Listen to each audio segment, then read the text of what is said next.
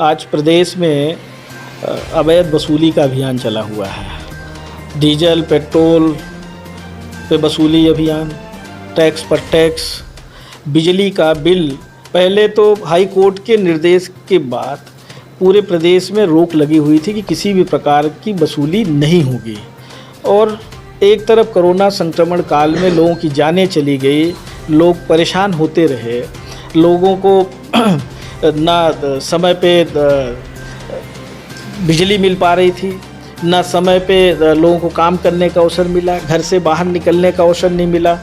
ऐसे समय में बिजली वसूली अभियान जो चला रहे हैं, बिजली बिल में एकदम से इतना ज़्यादा बढ़ोतरी कर दिया है, लोग देने में असफल नहीं दे सकते, उनके पास कोई आय का जरिया नहीं है, गांव की गांव बिजलियां काट रहे हैं, और यहाँ तक कि ट्रांसफार्मर जले महीनों से उसको बदलने का काम नहीं हो रहा है। तो हमने पहले 31 मई को भी बड़ा आंदोलन किया था सीधी में, हमारे ऊपर तो FIR भी दर्ज हो गया था। 2 तारीख को फिर से हमने सीधी जिला मुख्यालय में सीधी सिंगरौली के साथ साथ पूरे विंध्य संभाग का हमने विषय रखा है, और प्रदेश सरकार का ध्यान आकृष्ट करने के लिए हम धरना दे रहे हैं। और भले फिर से हमारे ऊपर FIR दर्ज हो जाए, उसकी मुझे चिंता नहीं है, जेल में डालना है जेल में डाल दो, पर जनहित के विषय में जो किसान मजदूर, छोटे छोटे दुकानदार जो दुकानें बंद करके रखी थे, जब कोई उपयोगी नहीं किया, आप ऐसे समय में कैसे उनके साथ इस तरह की ज्यादती कर सकते हो। 3-3, 4-4 दिन से गाँवों की बिजलियों अंधेरा है, लो वोल्टेज मिल रहा है, अघोषित कटौती चल रही है, ट्रांसफार्मर जले बदले नहीं जा रहे हैं। तो ऐसे समय में हम विपक्ष में हैं, हमारी जिम्मेदारी है, और ये जिम्मेदारी हम कह सकते हैं कि हमारे सभी जगह के हमारे जो नेता कार्यकर्ता हैं इसको निभाएंगे, इसकी लड़ाई लड़ेंगे, और इसकी शुरुआत शंखनाद हमने की है। और पूरे प्रदेश में इस बात का जो अभी हमारे पार्टी संगठन की बैठक भी है, आज सतना में भी प्रभारी सचिव आ रहे हैं, वहाँ भी इन सब विषयों पर चर्चा होगी। और चाहे कोरोना महामारी में जो डेथ किए हैं, जो लोगों का कोरोना से डेथ हुई, उनका मृत्यु प्रमाण पत्र नहीं जारी कर रहे हैं, उनको प्राकृतिक आपदा के तहत घोषित करके 4 लाख का मुआवजा देने का विषय है।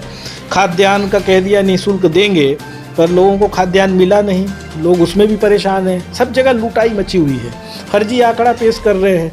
तो सारे विषयों को लेके कांग्रेस पार्टी, कांग्रेस के नेता कार्यकर्ता सब सजग है, और हम लोग इस लड़ाई को लड़ेंगे। जो हमारा नैतिक दायित्व है, विपक्ष की जो भूमिका है, उसका हम लोग निर्वहन करेंगे। अभी थोड़े दिन पहले ही कांग्रेस पार्टी ने प्रोग्राम दिया था पूरे देश में महंगाई के खिलाफ सभी पेट्रोल पंपों पे, क्योंकि कोविड का लॉकडाउन का समय था, 5 लोगों से ज़्यादा इकट्ठा नहीं हो सकते थे। देश के सभी पेट्रोल पंप्स के कांग्रेस के वरिष्ठ नेता भी, कांग्रेस के कार्यकर्ताओं ने विरोध प्रदर्शन किया।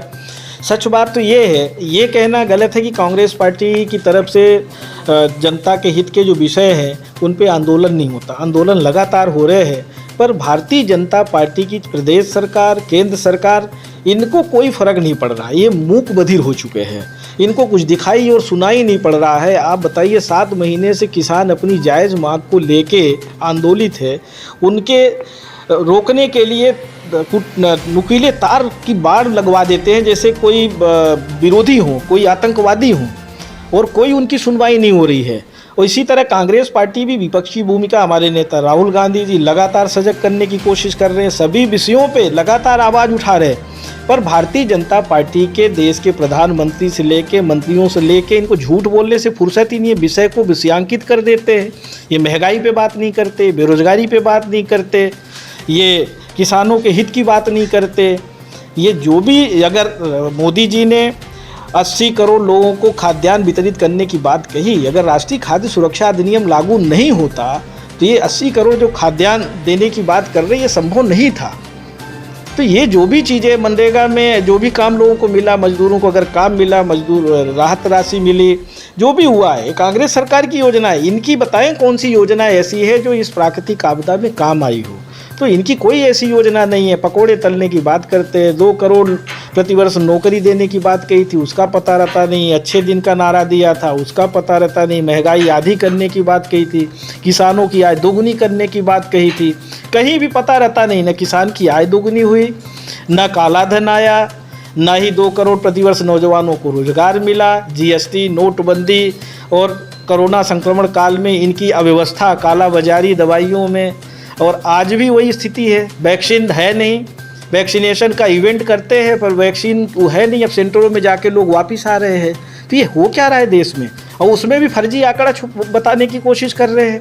टेस्टिंग में भी फर्जी आंकड़ा बढ़ा चढ़ा के बताना, फिर वैक्सीन में भी फर्जी आंकड़ा बढ़ा चढ़ा के बताना। तो ये कहीं ना कहीं देश और प्रदेश की जनता के साथ धोखा ही तो है।